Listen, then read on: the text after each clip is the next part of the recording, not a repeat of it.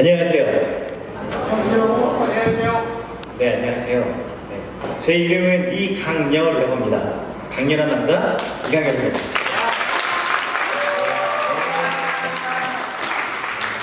제가 아재라서 아재 개그를 꼭 해야 돼요. 네, 저는 아들 둘이 있는 아빠입니다.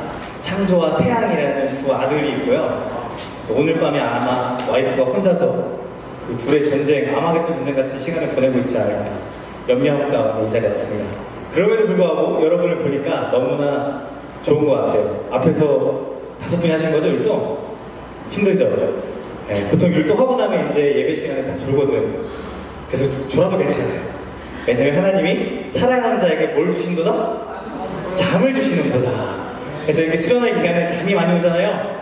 좀 자셔도 괜찮은데 좀 그래도 와서 이렇게 있는 시간이 좀 아깝다라는 생각이 들면 옆에 있는 친구를 모르게 팍팍 쳐서 갑자기 딱 일어날 수 있게끔 만들어주시면 좋을 것 같습니다. 저는 인천낙원제일교회에 대한 꿈이 있었습니다. 제가 친구들한테 사역하다가 안산에 있는 동산교회 고등부를 잠시 한 1년 동안 섬기는 와중에 이쁜 와이프를 만나서 결혼을 하고 청년부를 하게 되었거든요. 사실 걱정되는 거 왜냐면 중고등부는 사실 사역자들 사이에서 이렇게 좀 다른 세계이기 때문에 많이 걱정을 했어요. 그래서 제가 나름대로 신조어를 좀 연구를 하고 찾아보긴 했는데 오늘 여러분과 함께 나눌 말씀이 TMI예요. 뭐죠? Too much information. 그래서 사실 저는 의자를 깔면 좋겠다라고 생각했지만 여러분 좀 편하게 들으시고 만약에 허리가 너무 아프다 졸립다 하면 의자를 갖다가 앉으시면 될 것 같습니다. 여러분 지금 이 수련회 자리에 나왔지만 신이 존재한다는 걸 믿으십니까? 하나님이 존재한다는 것을 믿으세요? 네. 아 진짜 믿으세요? 네. 그런 약간 좀 혼란이 있었던 시간은 없습니까? 여기 혹시 모태신앙 손 한번 들어주실래요? 아 거의 다. 나는 모태신앙 아니고 그 중에 하나이라는 거죠. 세상 만물은 우연히 존재하게 된 것이 아니라 인격적인 존재가 특별한 의도와 계획을 가지고 창조했다라고 보는 관점이 유실론입니다. 이렇게 이야기하면 많은 사람들이 유실론은 종교적 입장이다, 무실론적 설명은 과학적이다라고 생각합니다. 그러나 우리가 과학에 대해서 약간 오해하는 부분들이 있습니다. 과학은 사람들이 세상을 이해하기 위해서 만들어낸 많은 방법들 중에 하나일 뿐이에요. 과학이 모든 것에 대한 질문을 답할 수 없습니다. 예를 들어서 한번 물어보도록 하겠습니다. 너랑 있으니까 그냥 있는 게 아니라 하나님의 계획 가운데 이 자리에 있다. 하나님의 계획 가운데 이 세상을 만드셨다. 그거 알고 있냐? 그거 믿는 믿음으로 2절부터 이어서 내려가야 된다 라고 말하고 있는 거예요. 여태까지 모태신앙을 그냥 왔다 갔다 했던 친구들 잠시 멈춰보자고. 맹목적으로 믿었던 여러분의 신앙들 다시 한번 멈춰보자고. 맹목적으로 믿어서 엄마 아빠의 신앙이 이르는 것도 참 너무나 중요하지만 오늘날 시대는 그런 시대가 사실 아니잖아요. 묻고 따지고 질문하고 토론하고 하나님에 대해서 알아가고자 하는 사람들이 너무나도 많이 있는데 우리가 너무나 무지해서 가르쳐줄 게 없어. 그들에게 내가 믿고 있는 하나님에 대해 감정적으로는 보여줄 수 있는데 지적인 걸로는 알 수 없고 내 삶으로는 보여주지 못하는 것에 대해서 한번 퀘스천 마크 가지고 생각해보자고요. 이게 제일 중요한 것 같아요. 다른 어떤 것보다. 세상을 하나님이라는 신이 창조했다고 말하는 것. 창세기 1장 1절은 그렇게 시작합니다. 창세기 1장이 너무나 중요해요. 사실 왜 중요하냐, 실제로 여러분이 대학교에 가면 만나게 될 아주 유명한 이단이 있습니다. 창세기라는 창조 사건은 크게 두 가지를 의미하고 있습니다. 첫 번째는 무에서 유로의 창조예요. 하나님이 모든 것을 만드셨는데 어떻게 하시냐면 그냥 말씀으로 이 땅에 있는 시간, 공간, 물질, 존재의 개념을 하나님께서 다 만드셨어요. 빛이 있으라 하시니 뭐가 있었고? 빛이 있었고 라고 말을 해요. 하나님의 창조 능력은 하나님에게만 국한되어 있던 게 아니라 하나님이 창조하신 아담에게도 그 능력이 나타납니다. 그래서 아담이 수많은 동물들이 왔을 때 이름을 지어주잖아요. 이름 짓는 게 쉽습니까? 여러분 애완견 있으신 분? 이름 두 번째 창조 사건은 질서를 부여하시는 하나님의 왕적인 통치가 나타남을 보여줍니다. 창조 사건 첫 번째는 무에서 유로의 창조예요. 아무것도 없었던 상태에서 하나님이 말씀하셔서 뭔가가 있게 하셨던 사건. 두 번째 창조 사건은 하나님께서 질서를 구하셔서 하나님이 왕이시다라는 것을 보여주는 사건입니다. 태초에 하나님이 천지를 창조하시니라 말씀하고 난 다음에 2절에 뭐라고 나타나죠? 2절 같이 한번 읽어봅시다. 2절. 성의상 더 덮었죠? 제가 읽어드릴게요. 땅이 혼돈하고 공허하며 흑암이 깊음 위에 있고 하나님의 영이 1장 26절. 네, 한번 읽어봅시다. 이건 읽어야 돼요. 창세기 1장 26절.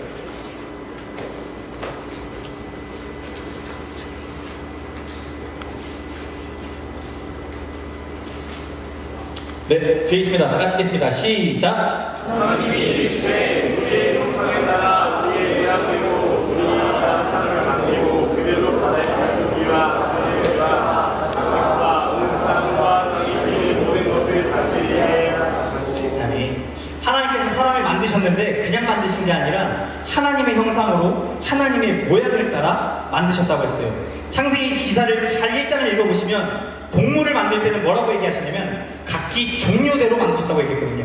근데 사람을 창조할 때만 하나님의 형상으로 만들었다고 말합니다. 이게 무슨 말인지 아십니까? 보통 교회에서 이렇게 많이 가르칩니다. 맞는 얘기예요. 첫 번째, 우리가 하나님의 형상으로 지음받았다는 것은 하나님의 성품을 따라 인격적인 존재로 만들어졌다. 그래서 하나님과 인격적인 교제를 나눌 수 있는 존재다 라고 말을 한다고요. 지정의를 갖추고 하나님을 닮은 인격을 가져 있다. 성령의 열매 9가지 열매, 사랑과 희락과 화평과 온유와 절제와 열심과 이런 것들을 우리에게 갖고 있다 라고 말하고 있다고요. 맞는 얘기예요. 하나님의 형상 같아요? 옆 사람한테 고백합시다. 나는 하나님의 형상이야. 나는 그만 있어요. 다시 한번 고백할게요. 네가 진짜 하나님의 형상이냐?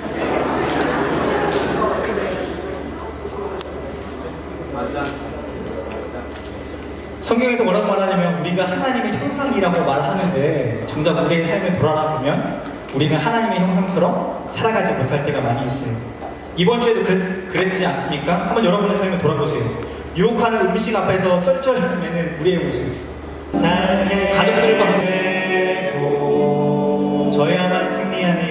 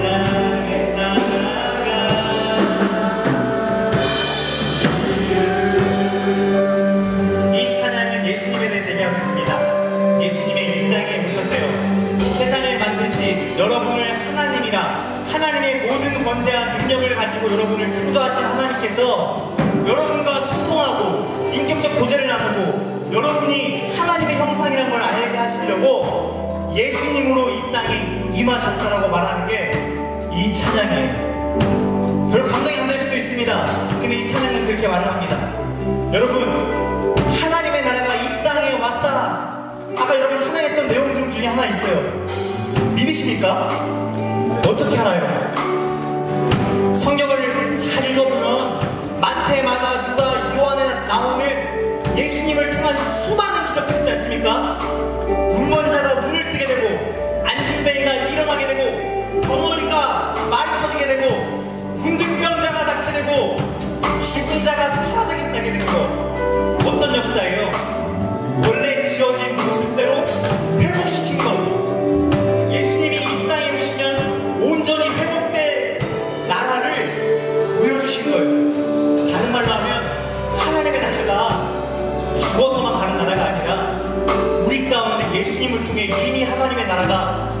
됐다라는 걸 말해주고 있다고. 왜? 나의 신체, 정서, 사회, 영적인 영역들이 하나님의 형상이 아니었던 것 깨져 있는 걸 보고 요리조각처럼 파편이 되는 것을 보고 그거를 아름답게 다시 회복시키시려고. 그래서 성경은 바울이 새 사람이라고 말하는 거예요. 옛사람이 아니라 새 사람이다. 죄의 종이 아니다. 복이 되라 라고 말하고 있는 거예요. 근데 여전히 나는 나를 판단할 때 세상의 눈으로 판단하잖아. 내가 미친 듯이 열심히 살아야만 뭔가를 이루고 누리는 사람이라고 생각하잖아. 성경은 말하고 있는 게, 하나님은 말하고 있는 게, 내가 너네를 위해 모든 걸 만들어놨어. 내가 너네를 다시 이 모든 걸 누릴 수 있도록 회복시킬 거야 라고 말하는 거예요. 나의 신체적 어떤 오점이 있습니까? 날마다 야동하고 무너지는 나를 보십니까? 살았던 나의 삶의 관계의 사랑이 간절했는데도 불구하고 그 사랑을 받지 못하고 살았던 그런 삶이 여러분에게도 있습니까? 감정적인 거 말고요. 한번 생각해보자고요. 하나님이 나의 삶의 어떠한 영역들을 회복시키지 원하시는지 한번 이 시간 눈을 감고 생각해보세요. 이 찬양의 가사 들으시면서 한번 생각해보세요. 여러분의 신적인 것, 신체적, 정서적, 사회적, 영적인 것. WHO 세계보건기구에서 이미 말을 해놨어요. 건강은 신체적, 정서적, 사회적인 게 회복되는 거다. 그게 안녕할 때, 그게 멀쩡할 때 그 사람은 건강한 사람이다. 몸만 멀쩡한 사람이 건강한 사람이 아니다. 정서적으로 무너져 있는 사람, 사랑이 갈급하고 미친듯이 쫓아가는 사람, 남의 눈치 보는 사람, 내 부모 때문에 뭔가 그 엉글려 살아가는 사람, 그 모든 사람이 건강하지 않다고 말을 해요. 근데 예수님은 그 사람들을 회복하겠다라고 말씀하신다고요. 12의 혈병 걸린 여인이 성경에 나옵니다. 12의 혈병 걸린 여인이 어떤 여인인 줄 아세요? 여자분도 아시지만 생리하잖아요. 이 여자는 시도 때도 없이 생리가 새는 거예요. 피가 막 솟는 거예요. 여자로서 얼마나 수치스럽습니까? 근데 어느 날 소문을 들었어요. 예수가 왔대. 병을 고치는 예수가 왔대. 우리에게 영원한 생명을 주는 예수가 왔대. 그 여자가 문을 틈 사이에 이렇게 들어갑니다. 들어가서 어떻게 하냐면 예수님의 옷자락을 몰래 만져요. 어떤 마음이었을까? 어떻게 갔을까? 흘러내리는 피가 최대한 안 나게, 사람들이 내가 누군지 모르게 감추고 가지 않았을까? 있는 모습 그대로 다 드러내고 갈 수가 없었잖아. 왜? 이스라엘 백성에서 피 흘리는 자는 저주받은 자, 이 저주받은 자나! 이런 말을 들으면서 살았단 말이에요, 그 여자는. 그래서 모든 걸 다 숨기고 가서 예수님의 옷자락 들어가지고 내가 낫지 않을까라는 생각으로 그런 믿음으로 나아갔어요. 근데 예수님 어떻게 하실까 봐요? 이 수많은 사람한테 있는데 제자한테 이러는 거예요. 누가 내 만졌어? 누가 내가 만졌다니까? 누가 만진 거야? 그 여자가 빼꼼히 손을 드는 거죠. 예수님, 제가 만졌어요. 예수님 너무하지 않아요, 솔직히? 남자들, 생리하는 여자 어떻게 감싸줘야 되는 거 아니야? 옷 사다줘야 되는 거 아니야? 그 수치가 보이지 않게끔 감싸줘야 되는 거 아니야? 근데 예수님은 그 여자의 수치를 사람들 보이는 곳에 확 다 드러내셨어요. 왜? 회복시키시죠.